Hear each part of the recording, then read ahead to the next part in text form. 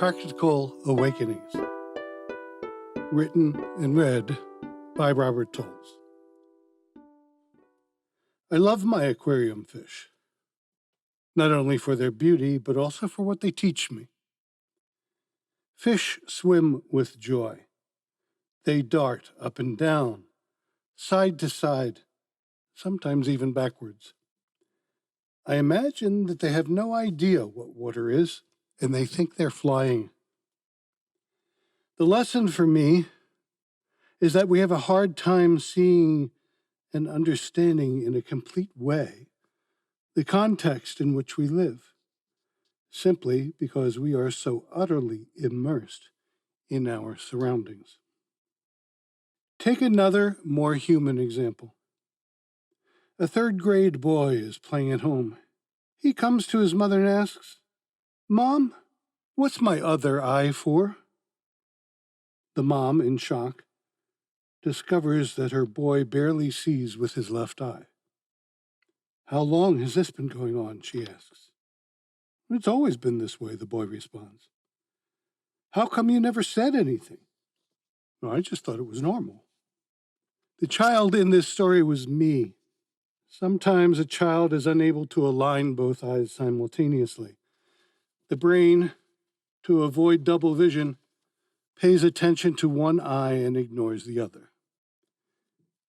If the condition isn't caught soon enough, the brain itself loses the ability to interpret the signal from the non-preferred eye. Third grade is generally too late. Sometimes we're simply clueless. We have no idea that the world can be seen differently from another perspective outside of our own skin. Just as a fish doesn't know what water is, neither does it know what air is. Similarly, a child with a vision disability, oblivious to the possibility of seeing in a different way, doesn't think to question his circumstances. And that's just how things are. Even as we examine the similarity between the fish and the child, we begin to see the differences as well. Although the child might never question his circumstances, he can. If and when he does, he starts to awaken. So it is with all of us. Asking questions. There is something in us that propels us to ask questions. In asking questions, we step onto the path of awakenings. For instance, have I voluntarily and freely chosen the path on which I walk? When my life comes to an end and I look back, will I be satisfied with what I see?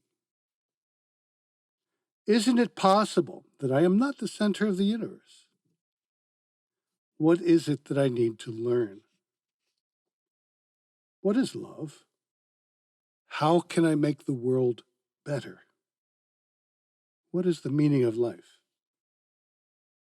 By asking existential questions such as these, we confirm to ourselves that remaining asleep is not a satisfactory life goal. In awakening, we seek awareness, understanding, connection, wisdom, and freedom. If we leave this pursuit as only an exercise of the mind, it remains merely mental gymnastics. On the other hand, when we commit ourselves to bringing this into daily life, we engage in practical awakenings.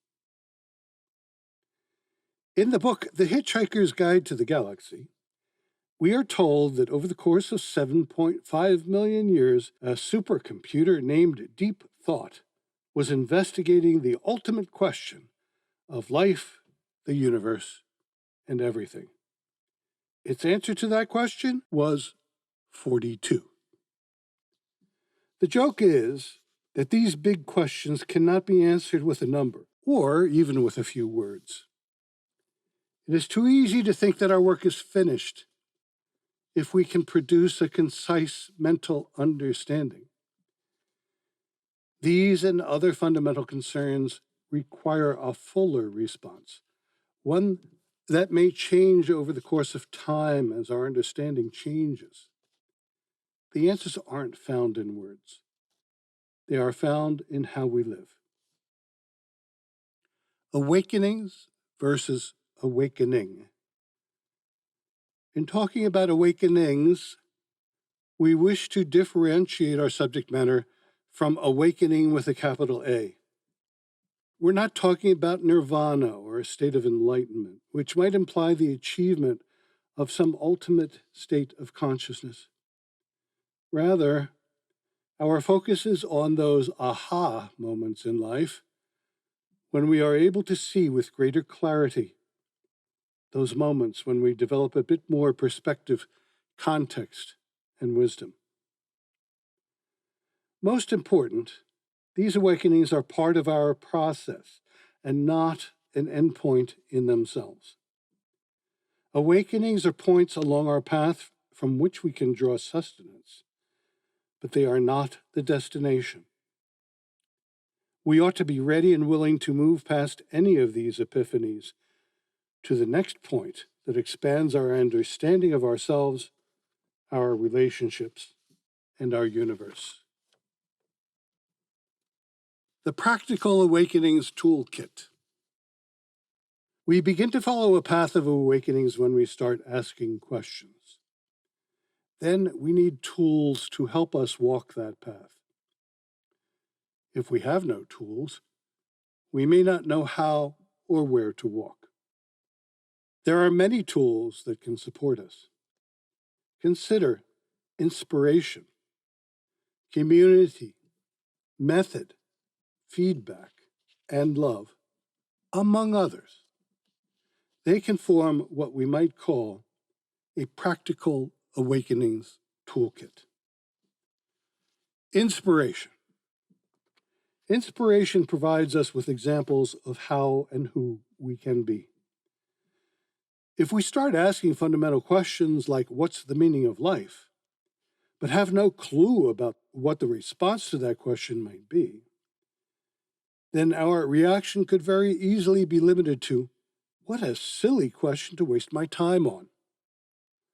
On the other hand, if we become aware of how others have responded, we recognize that the concern is fundamentally important, and what we learn from them provides us with signposts that help us navigate our own way.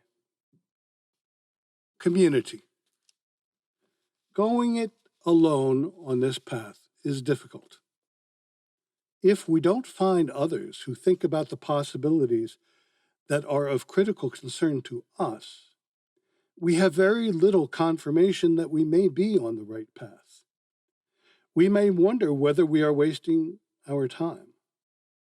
On the other hand, if we find at least one other person who joins us on the journey, then we become energized and more certain in our quest. We can share notes. This works for me. That doesn't.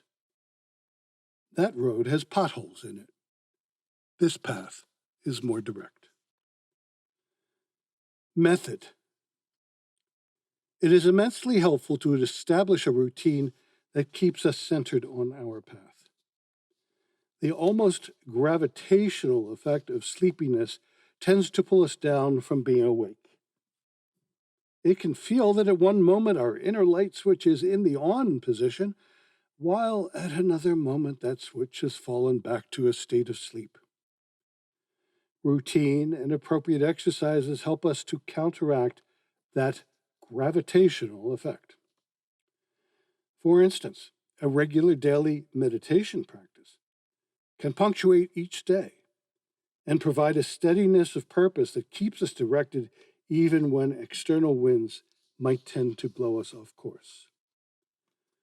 Whatever we can do to keep our hearts and minds engaged is invaluable. The work becomes so much easier. Feedback. It is difficult to see ourselves as we are. Feedback provides us with information independent of our own subjective perspective. It is invaluable to show us who we are, shining light back on us. Sometimes we receive direct verbal feedback, such as, "You're a wonderful, loving human being," or "You're always thinking about yourself."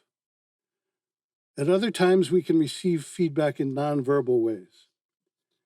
For instance, we can look at how we affect the world around us. Do people smile when we walk into a room, or do they cringe? What do we see in our wake? Does it match up with who we think we are? Love. Inevitably, there will come times that the work on the path of awakenings may seem dry and unrewarding.